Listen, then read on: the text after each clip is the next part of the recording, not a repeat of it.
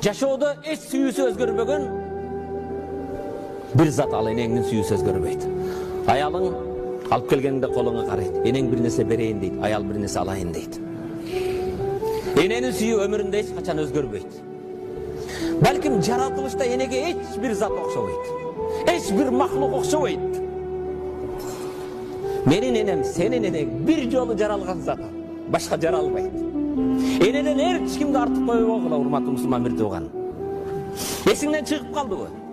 Үйүңдө бир күн келип үстүң ачык жатат элең. Эрте менен турсаң үстүң жабылып калган. Жуурканга оролуп калган. Ким үстүңдү жапты? Апаң эмес беле ошол? Бардыгың элестет. Мектепке жөнөгөнүңдө колуңдан кармап, жолдон өткөзүп, эсен аман өткөнүңдө артыңдан бир канча карап турган ким эле?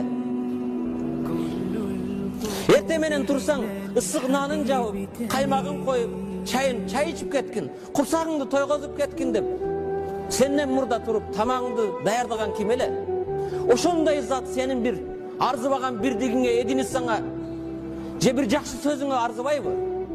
Эмне үчүн аларды унутабыз?